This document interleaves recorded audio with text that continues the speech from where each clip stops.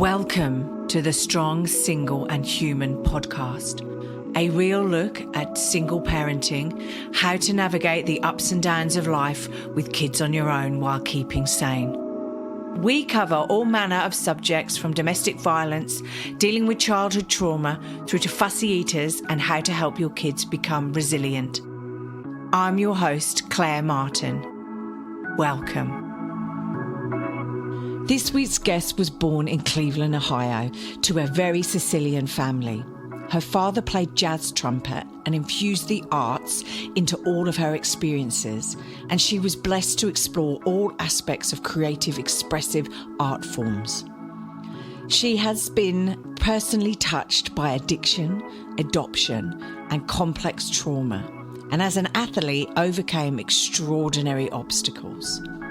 With over 30 years' experience in the consulting and coaching field, she has worked with individuals, couples and families, and in various roles, for example, at the maximum security prison in North Carolina, managing the psychiatric inpatient unit, assessing custody levels, and providing services to death row inmates. In another role, she was part of the team contracted to the U.S Army in Fort Bragg as health coaches and team members partnered with soldiers preparing for deployment. Now, as the executive director of Art for the Heart, Kathryn's unique take on using all art forms to tap into the client's creativity is brilliant. She is using art to encourage creativity to gain access to different perspectives on any given issue. This is the Strong, Single and Human podcast. Hi, welcome Kathryn Vecchioa to the podcast. Knew I was going to say that wrong. Hi. So look, tell us a little bit about yourself and how you've got to where you are and doing divorce coaching of all things. Well, I thank you for having me, first of all. Pleasure. I really got interested in it because of my divorce, actually. And I had seen divorces and worked in that way.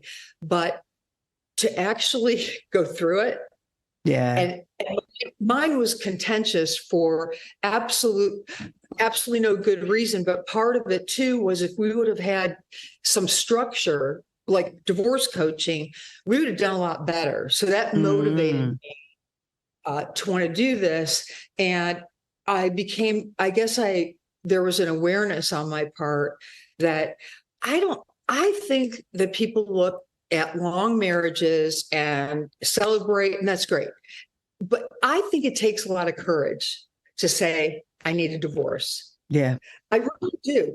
And people who have second marriages, I say the same thing. And I say, how would we possibly know how to have a good picker, of a mate when when you're younger? It takes a minute. Yeah. To figure that out. So I really look at divorce, I think, in a different way than a lot of people. And I think it's because it brought me to my knees. Really did. Yeah. And I think this was true for you.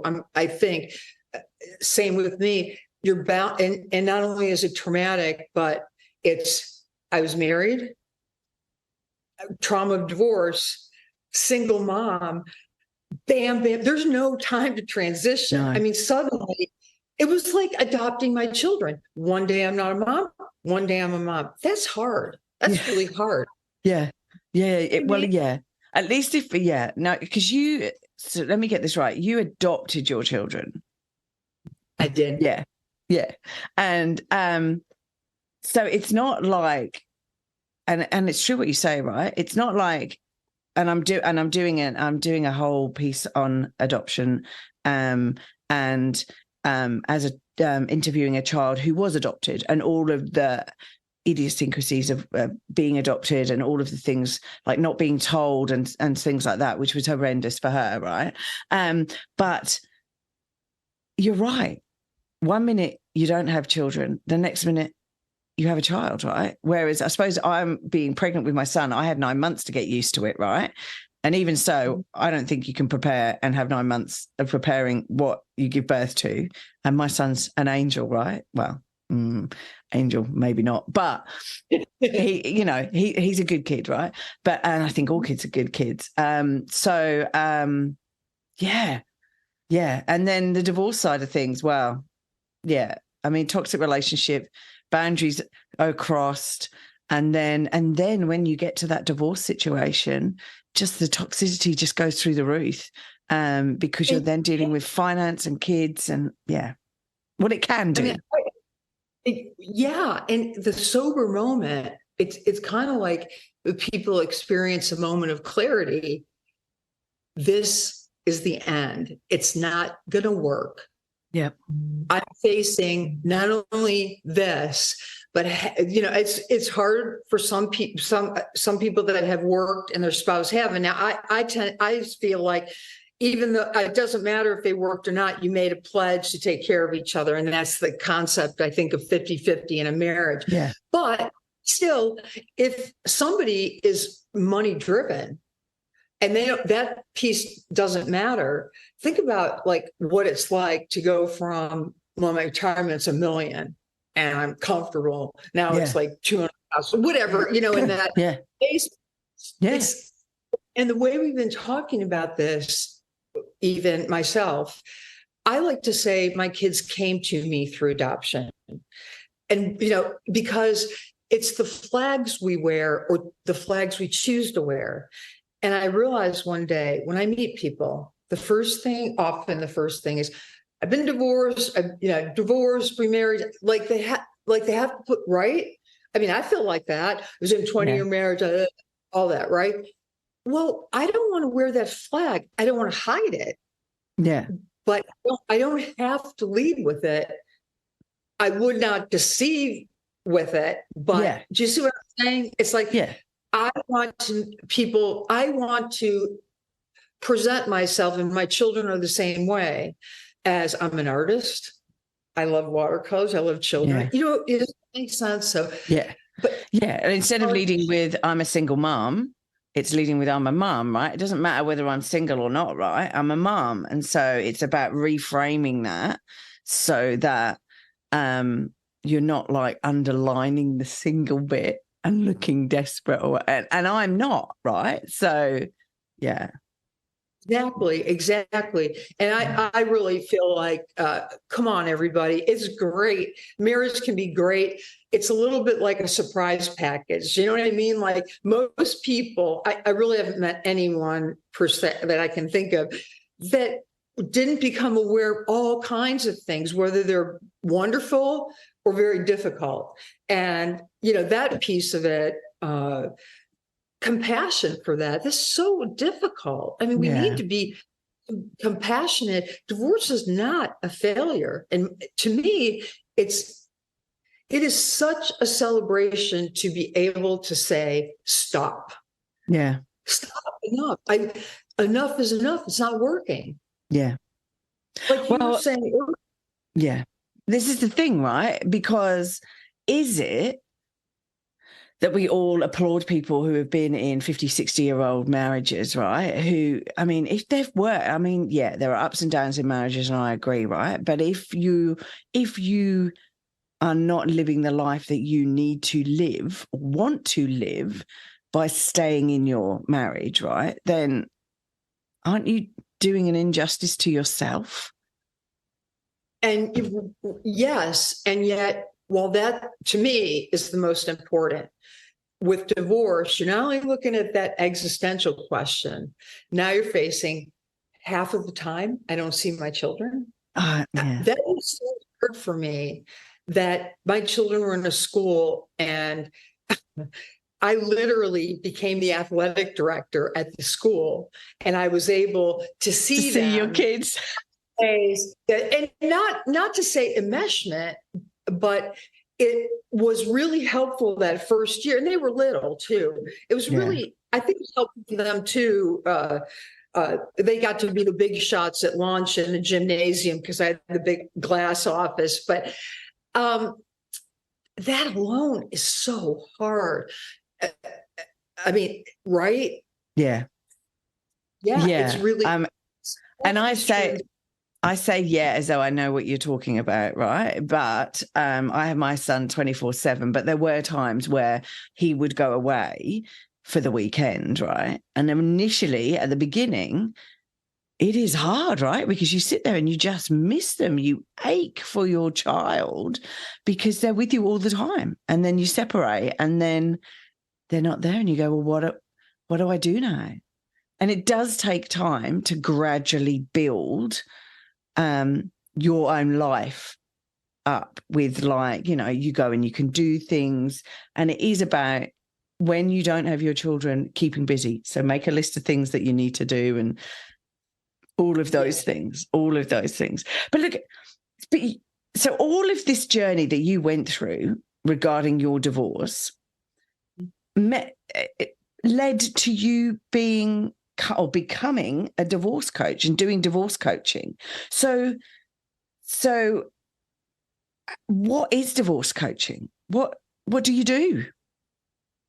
Well, though I'm licensed and trained in mental health and from the psychology board, it's very different. I'm operating as a consulting coach, solutions. Yeah. So I went through this divorce coaching program in Florida to get certified. That's sort of it's the considered the top training, and it really was amazing. And one of the things that we do, I have access to all kind of resources, which is a wonderful thing.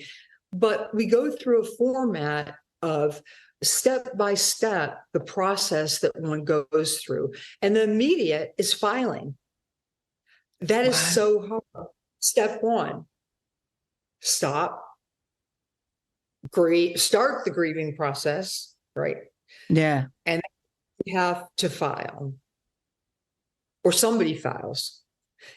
And so in divorce coaching, we sort of break it apart, each of the areas that in general people deal with, and then specific. But one example too is the business end of it, the financial. We'll work through the paperwork, and also the emotions that are associated with that process, because it's not just administrative. And if somebody has a lot of emotional, your state of mind will affect the divorce, how the divorce is settled out. That is really important. And though you're in a state of trauma, most people are. Yeah. A coach will help you sort of. I think of it as a triathlete, and in biking, you're really blessed if you were behind the first bike, because the first bike, they let you know if there was a stick or a rock, and you wouldn't fall. Yeah. And they take the risk because if they miss it, they fall. Yeah. So I think that's a really nice metaphor in my thinking of coaching, and it's different from therapy. We don't go over a narrative. There's a narrative, and I teach people how it is that they can believe and feel that people got the story without getting in the soup of the narrative, which usually is drawn toward the negative. And that's not really helpful. Yeah. At all.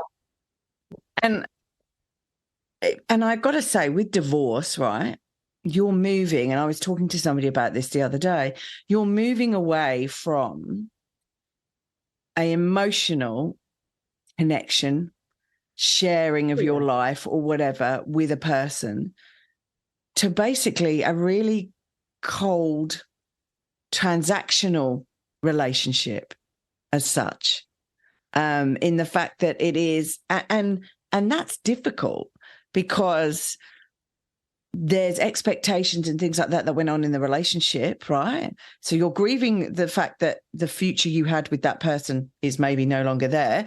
And well, it is no longer there, not maybe, it is no longer there. And you're then moving into a transactional. So it's like child support payments, it's having the children, you know, I'll do this, you'll do that. It's not about, and it's also not about, now this I'm going to put, and it's my brain needs to work this morning, but it's not about saving the other person, and that's a really bad analogy of it. But it would be like, oh, you know, I've always been fiercely independent, right? So I don't expect anyone to save me. But if my car broke down, right, I wouldn't be phoning my ex-partner and going, oh, my car's broken down, can you come around and have a look at my car or whatever?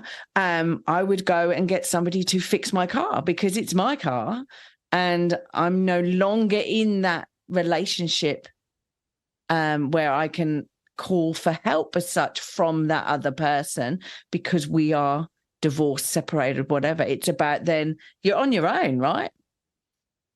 Yeah. And in a marriage, you could have toxic interactions that are really toxic, that really affect your mental health. But then people think about, well, I've got the kids. I don't want to, you know, there's so many facets to this.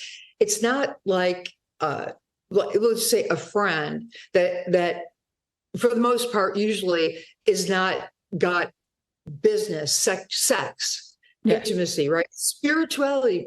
A lot of us are married in a church or with it's a crisis, it's a spiritual crisis for some people. I think so. And I really feel like, again, the narrative, it's so easy to get into, like, my husband had an affair, my wife had an affair, and like, that's it. And it's important to walk through that. But from my perspective, a coach does help you put it in the rearview mirror. And I love this story because I always think of Jesus as just this fierce revolutionary. And I'm not laying Christianity on anybody, but we can learn from all of it, Buddhism, all of it. But this particular story, I love it. It's the story of the lame man. He's in the crowd. Jesus is doing the healing. And he's all the way in the back and he's being carried on like a gurney type thing. Yeah. And they have to walk through the crowd. Can you imagine what it was like? Right? Oh. The sandals, the heat, the sun. So he goes all the way up there and he's obviously not well. So he gets to Jesus. Oh, cute. That's lovely. Oh, I love that. I love that. He comes in, he's woken up, he's got dressed, which I asked him to do this morning, which is great. And then he just comes for a hug and then he goes, that's it. Hug on his iPad. It's refreshing to see affection being, it's wonderful. Oh, he's a hugger. So sorry, go back to Jesus. Yeah. And again, I call God Great Spirit and respect to all faith. But again, he has parables and they speak to us. And Gandhi was fascinated by the parables. But so the lame man gets to Jesus and Jesus says, do you wish to be well? Now, the guy imagined. He's not like in the sun, fighting through the crowd. He's obviously come there to be well. And Jesus flips it to, I will, but you have to start at, do you wish to be well? Heck yeah. You can't fix it. And it's the same thing, I think, in a marriage. It's so easy to get stuck in all of this toxic stuff that motivated you to get away.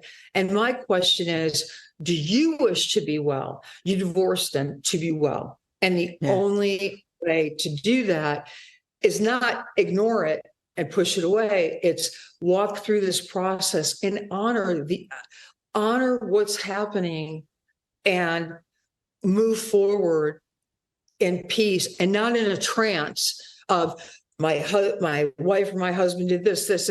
Before you know it, it becomes a trance, a state of mind. Got to release that though. You can't focus on and also you have to take responsibility for your actions, your part in so it could be, right? And fair enough. Infidelity is horrendous. I've been there. I've been both sides, right? And it's about the breakdown in communication within that relationship, right? From both sides, right? It's the fact that the person who was who went and had the affair had needs and didn't communicate them. It might be that they communicated them, but they weren't on the same level as you, and therefore you just didn't want to. You were occupied with work and the children and everything like that, and didn't want to actually listen. It's all about the listening and the talking and the communication side of things to a certain extent, right? And I don't know how you view divorce. I don't view divorce as a failure.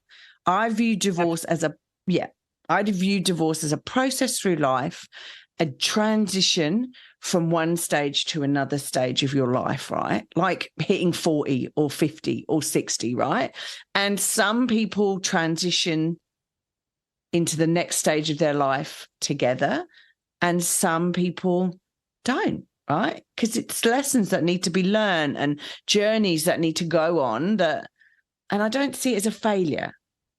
It's just a transition. I think for me anyways, as a woman and a very traditional Italian family, to be able to say, I'm going to go against what was expected of me. And in a marriage, in my case, 350 people. And, even if you are married privately, everyone knows you're married, right? And everybody expects marriage to last forever. Nobody expects divorce. So for me, it was so empowering to say, I'm going against the grain. Like, this is my truth. Like, I put a stake in the ground. And even though divorce, I think it's 50% divorce rate, I think the ability to say, this is not my truth and my experience is enough. Yeah. And I used to say, when is my experience going to be enough? And I was in a relationship where neither one of us could. And he's a really good person. And neither one of us intended neither one of us had this intention, obviously, and there was a lot of, there's a song, Landslide, Stevie Nicks. I don't know if you've heard it. Right. No, I'm not sure. I may have done. I don't tend to know titles of songs. I go, oh, that's a nice song, but that's it. Oh, yeah. But if you want, I'll send it to you because it's okay. Really good. And actually, my husband, who we were at the time, we were really in a bad place, but he sent me that song after it was final. And it was so beautiful, even though we were really angry in that, the courage to look at your spouse and say, I even have habits of talking to you every day. You're woven into the fabric of my life, and I have to leave it. I have to let it go for my truth. That is, think how many people, and it's really hard to do. And I agree with you. I think it's a core, it's the hero's journey. Yeah. Yeah. And I have been on my own for 6 years. And it's about the forgiveness side of things. I mean, I came out of a toxic relationship. My ex-partner is an alcoholic. It's extremely toxic. Addiction in itself, right, is an extremely selfish practice. And it means, that the addict, the substance, whatever that may be, is number one.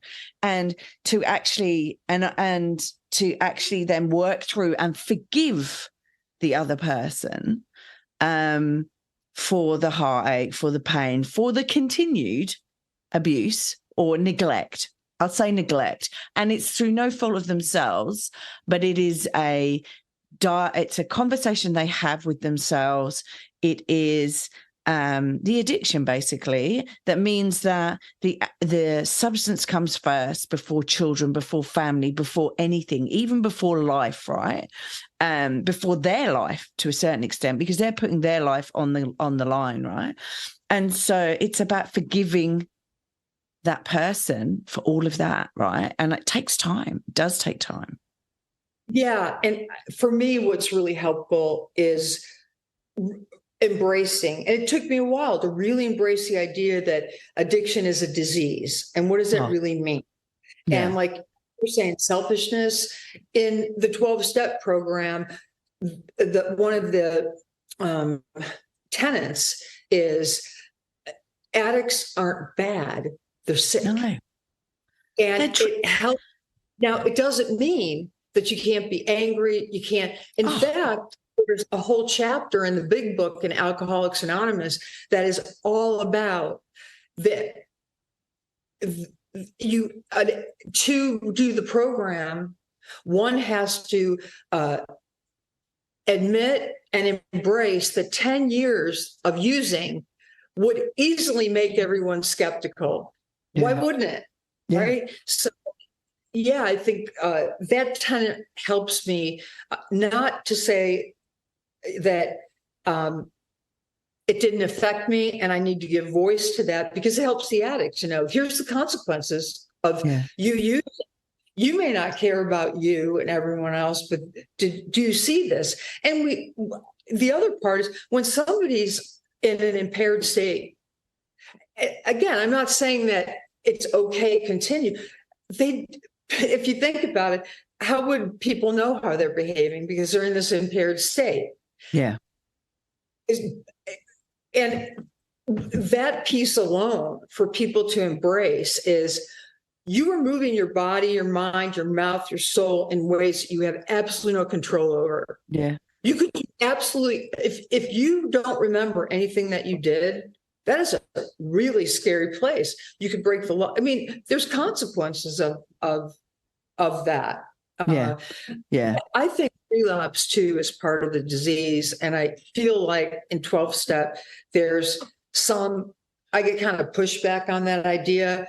But for me, if it's a medical disease, then looking at the progression of the disease, it's about 30% that can maintain sobriety after rehab. But that statistic is 90 days, 3 months, inpatient and then outpatient. Most people don't do that. They'll go to rehab and they don't do the 90 days. And statistically, it goes down in terms of like success rate. If that's a statistic, if that's what's happening, just anecdotally, there's something going on here that's a thread. Yeah. It's not that everybody is bad or is doing this. What's the pattern? Well, I don't. Yeah,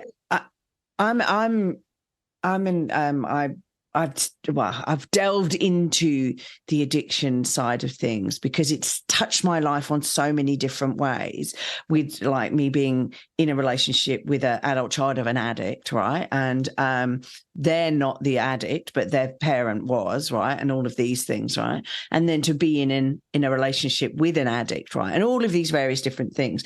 And I've delved down in and investigated, and Gabor Mate, who's a Canadian physician who's dealt with this for 30, 40, 50 years or whatever, has sort of gleaned it down to the fact that these people who are addicts, and I think we're getting off the subject of divorce, but hey, we'll go down this rabbit hole. These people that are addicts are in so much pain and have experienced traumatic situations in their life, whatever that may be, right, that they have interpreted. We may have the similar traumatic experience, but not go down the addiction avenue, right? But it affects them to such a level that they use substances or systems, shopping, sex, whatever, to basically to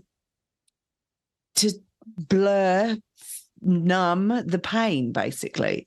And so that's all of that is a jolt. I mean, literally, you're look at all like hormone levels.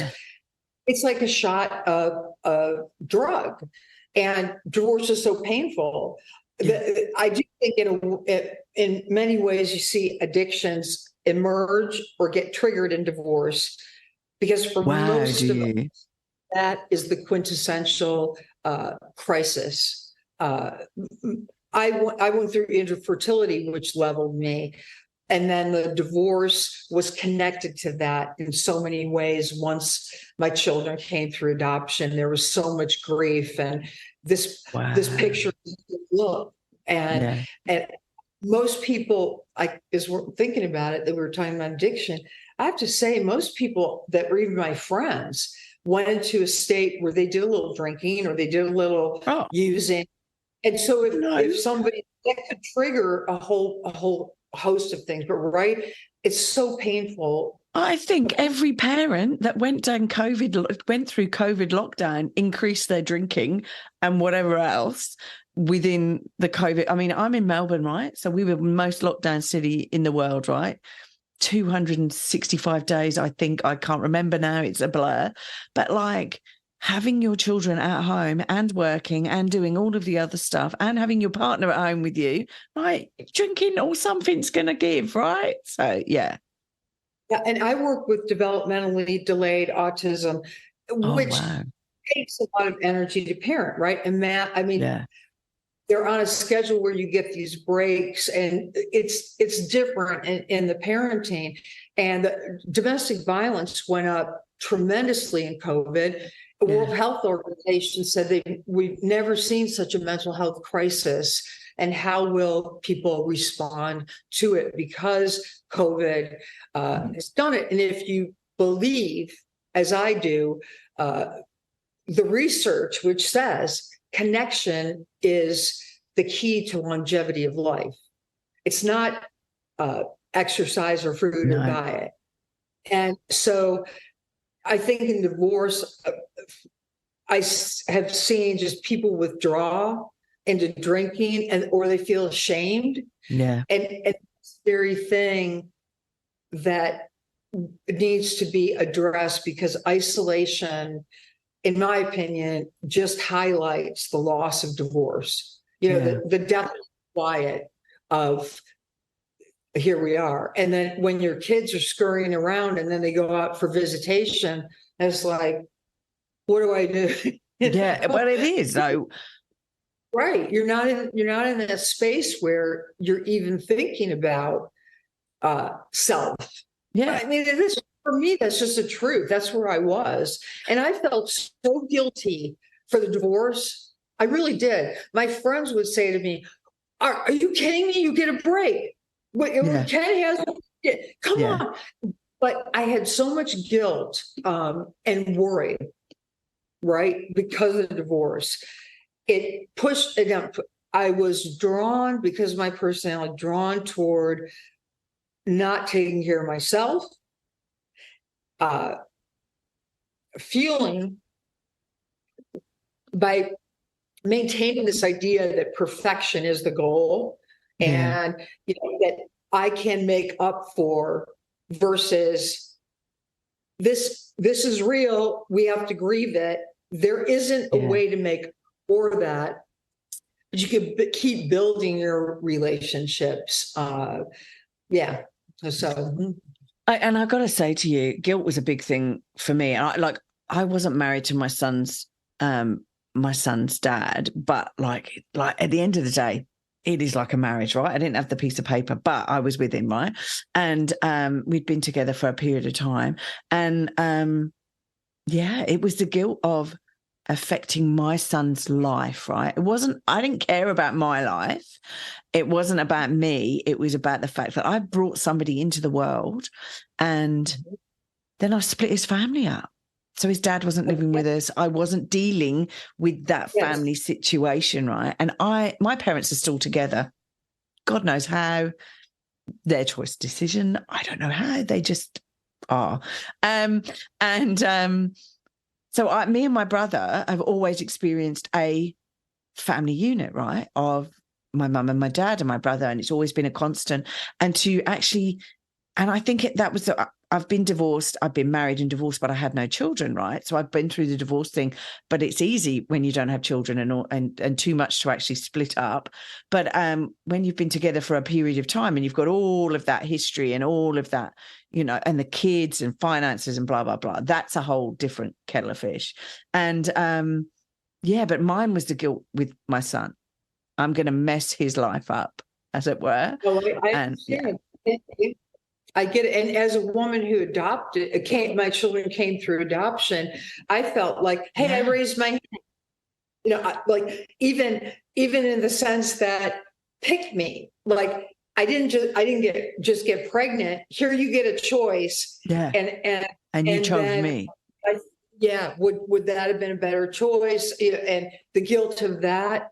And then the fact that a lot of us, making a decision that's good for self is hard enough, but then feeling like that decision has impacted your children, I had found it very confusing in that, should I have stayed? And I was folding clothes with my mom one day, and I had done a eulogy for my Aunt Em, and I played the song Blackbird.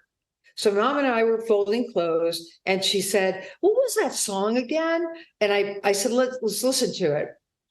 And she listened to it. And do you know the song? It's a Beatles song. Yeah. I know Blackbird. Yeah, definitely. It's a beautiful song. And she listened to it, and she said, "That song's for you. That's you. Right where you are now." And I started crying.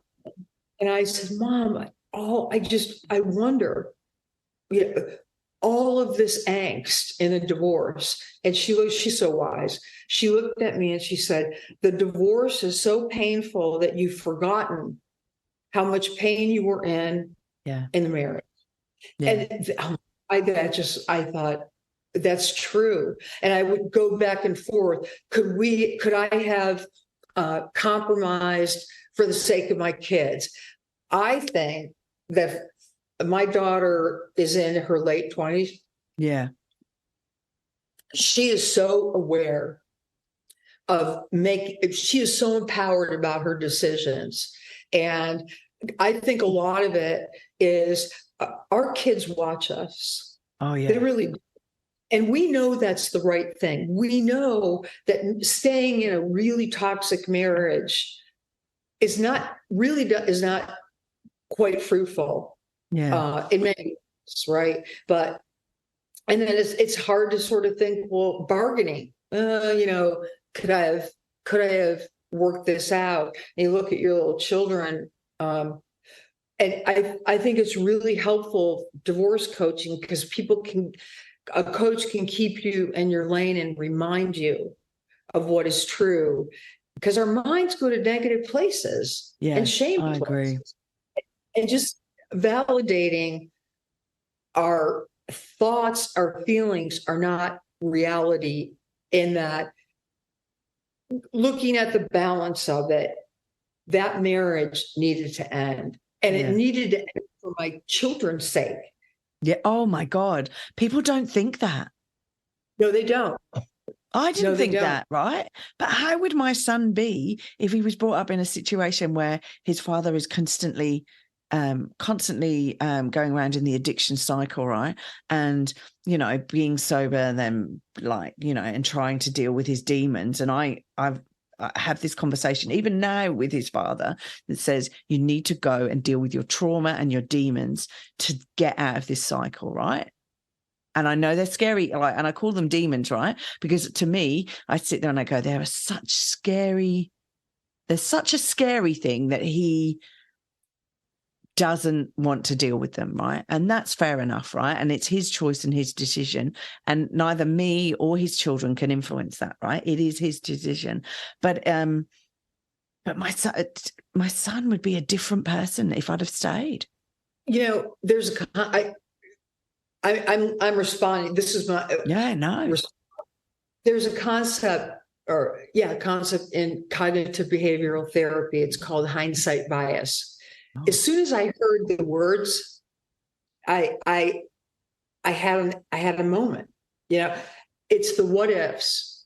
Yeah. And hindsight bias, the concept that you couldn't know when you made that decision, you couldn't know what you know now. No. So we go back, we keep replaying it because it's so hard to believe that this is reality. Trauma, tragic things happen. Yeah. I think it's why people will look at an accident. It's you want it like it's not real, or I'm not out of control. The universe things aren't happening in the universe outside my control. If I had known this, now I can know this in the future. Well, you can't. Every decision is based on only information you know at the time. And that's that awareness really helped me to get out of that trance. And again, it's a trance. What if? Yeah. And yet I'm saying that, and I want to just affirm that, that was my process as well. And also and within divorce, like you were saying earlier with the kids, right? It's so difficult not to use the children as a weapon because it is one of your bargaining chips, right? Access to the children, money being paid for their their support, child support and stuff like that. Leaving finance all behind, right? And it is so difficult to focus yourself in what's best for the children and not let's use the children as a weapon. I agree. I'm not wanting to keep going back to promoting divorce coaching, but I just want to share. People can decide. No, because this is the thing, right? I would hope that within the divorce coaching that you try to focus people back into the positives. What I was going to say is, when you say focus, what I was thinking is just the awareness alone is helpful. Yeah. And then that's a step. And so a lot of times people don't even realize they're doing it. And a coach can point out even the term weaponize. Yeah. I really believe that, at least, that's my experience. When I heard that word, I was able to trail it to so many different things that I hadn't thought of as weaponizing. And I didn't even need someone to tell me to do something different. I just needed somebody to tell me what the heck I was doing. I'm all in. I want to be a better person. I want to do things better. That's all I needed. And a coach can do that with gentleness and affirming that we're dancing as fast as we can, trying to get through this thing. Yeah. Because I want to delve down a little bit more into the weaponizing of children. And weaponizing to me, it just really doesn't sit comfortably with me, right? Because to me, it's just such an aggressive, negative word, weaponizing, right? But that's what people do, right? And I want to cover off two subjects regarding this, right? How do people weaponize their children, right? Because it's such it's such a, to me, it's such a toxic way of going through a divorce. How do they weaponize it? And then number two, and we'll cover it later, is how do you deal with somebody weaponizing their children, right? Because that's too, and that's the whole, to me, is a really important thing within the divorce situation, right? Finances, money, et cetera, et cetera. Yeah, it's money, right? It's possessions, it's things, right? But when you're talking about people and children, right?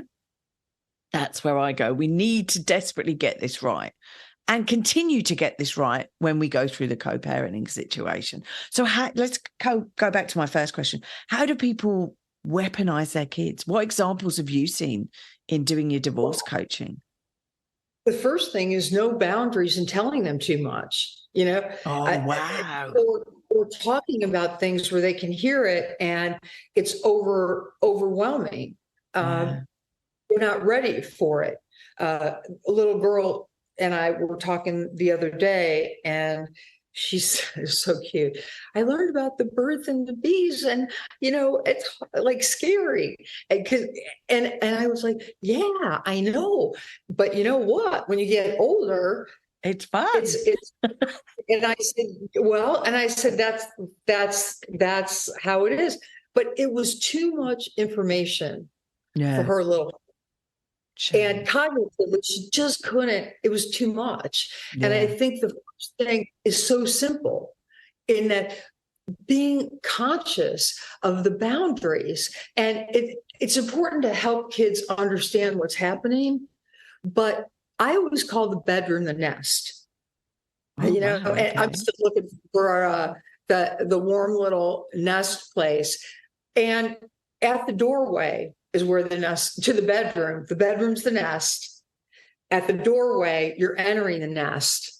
And so, can I come in? Can I talk to you? And not in a harsh way, in a way that's so respectful and loving and honoring that relationship, and that it's private. And while we're a family and while we interact, we also have boundaries. If that makes sense. Yeah. And that right at the top, I think, helps because what we say and what information we give them immediately, if one thinks about it, you've given them a sword, you've weaponized them, because you might have, if you say something negative about the other parent, now if I've seen it often with discipline, it's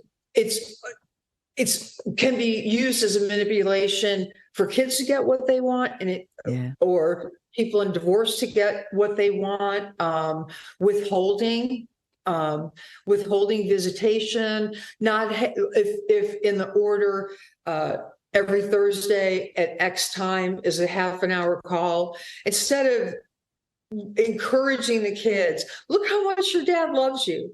Yeah. Have a good call. Do you want to share this? Like, do you want to show this on Zoom?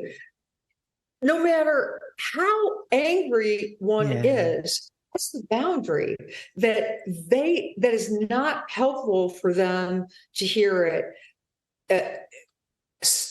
Honor that. And over and over and over again, I've seen, even in the order, Thursday, 15 minutes. Children love the structure. Yeah. Love this, and no show. So now the parent that was making the call, you got a child who could feel abandoned. Yeah. No, I agree. Out of control, angry at the parents. I like working with kids of divorce too, and blended families. And in blended families, that's just don't. My bias is, we say premarital counseling, and usually it's just like a little, not intense, right? But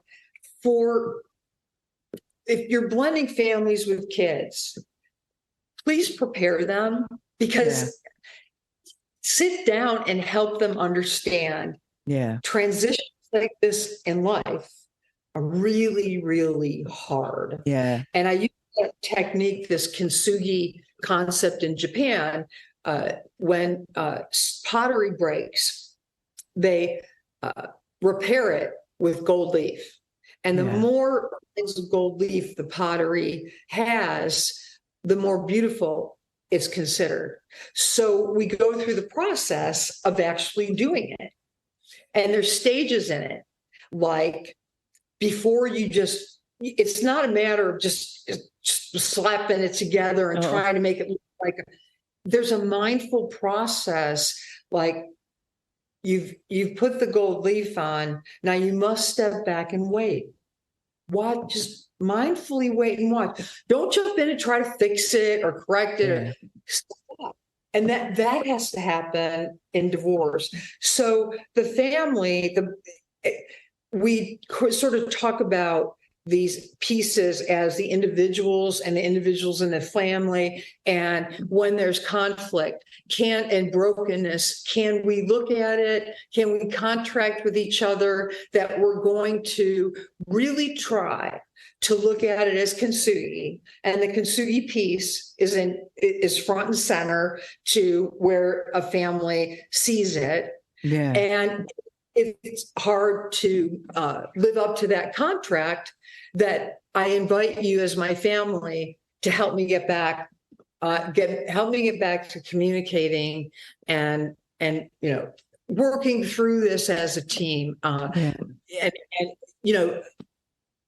that's really important. I think it's just so much to put on a child, and then the trauma of 2 failed marriages. That's a whole nother topic. But I'd love to get you back to talk about blended families, right? Because it's there's so many, because going through a divorce is one emotional turmoil, right? But then when you meet a partner who has children, and then to blend that family together, and there are so many emotions that go through the children, as well as the parents, right? So as well as the people who are bringing everybody together, right? There's so much that goes on. It's just insane. And how many of us have seen in existing families? Yeah, I mean, intact original family, where boundaries are really hard. Yeah. Clarity is right. I mean, that's the thing, and that just gets highlighted and enhanced against the canvas of divorce, I think. Yeah. So if you're in a divorce situation, going to question 2 then, what do you do if somebody's weaponizing your children? Like if they're sort of like using the children in the divorce situation as as a weapon, for want of a better word, what do you do? Well, this different, obviously, like every situation is different. This example, it's fairly, I guess this would be the extreme. Let's say a parent misses visitation. Yeah. Because either they know that you have something to go to that's important, if they don't show, because a lot of people depend on visiting a single mom. That happens. Right? But work even to get to work, right? And showing up for that or not, it's so important, because the kids feel abandoned, the schedule's off. And the extreme example is that one parent was actually fined by the county and had to go back to court, and it was in the court order, fined every time he missed visitation, because it's a boundary. It has to stop. It's so toxic to a child. And that would be an extreme. But I agree with you, right? Because at the end of the day, right, you both have had the children. It infuriates me when I find situations, and I see situations where people go, "Oh, I'm working this weekend, I can't have the children." And you go, "Well, I work in the week and I have the children, and I have to arrange for them to have care or whatever," right? It's not about, "Oh, I'm working, so I can't have them," right? It's about, "Well, you're working, go find care." Well, that was the concept of the finding, that the sort of one of the pieces of the logic is you're tossing that cost by your choice, right? And so you have to take responsibility for that. You can't just dump that on your ex-spouse, because that, you're getting back. And in blended families in particular, that is just so difficult. There's so many different dynamics. It's not just, it's just not stepdad to the youngest kid. You've got all these lines, the synergy of the connection. And it's hard. And I feel like when there's a blended family, a lot of times people just really aren't aware of how difficult, really difficult. It's a real commitment to make it right. But that's the thing with coaching. The idea of it is you work through it to pack it away and get on with life. Yeah. Get on with life and stop weaponizing. So really, a lot of what I do with that is awareness. Do you see what's happening? It's amazing to me that a lot of people will do fairly extreme things, and yet when it's defined that's weaponizing, they really don't want to do that. They really, it's like this subconscious thing that's going on. Sometimes.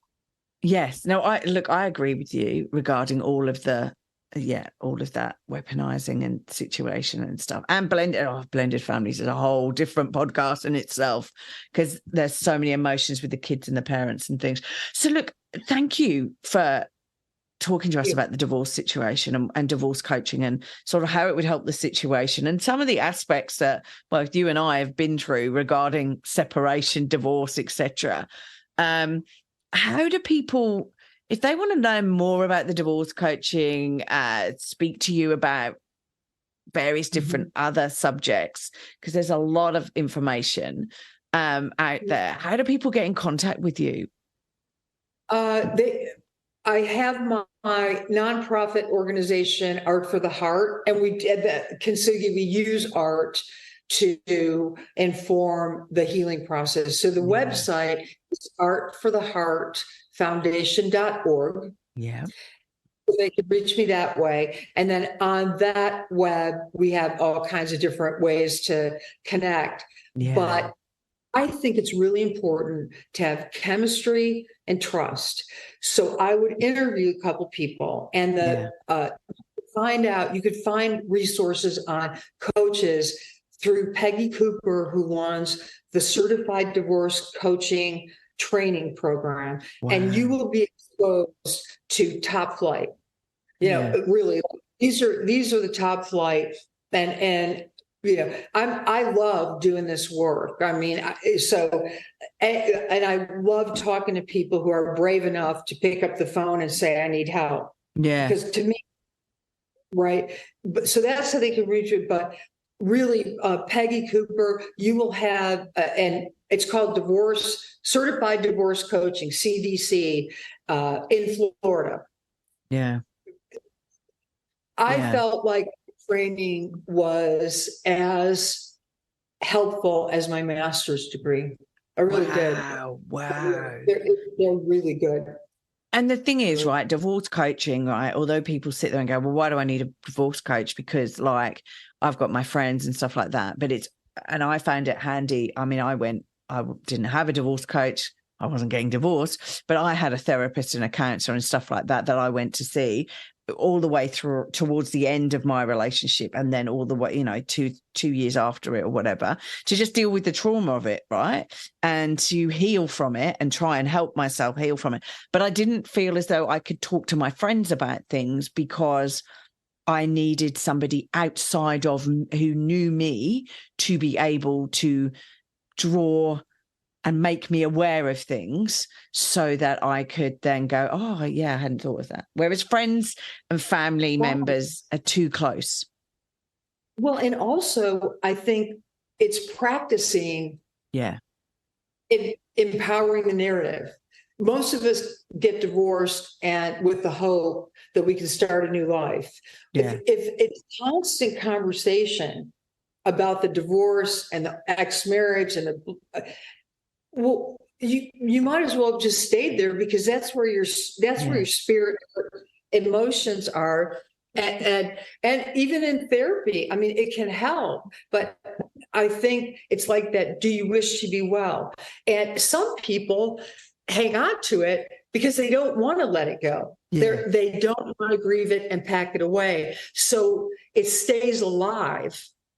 And the impact even on the kids, I feel like if I talked poorly of my ex-husband, even upstairs, and away, I truly feel like the whole vibe in the house goes like this. But I think it's really wise with talking about it with friends because, or having a compartmentalize this process.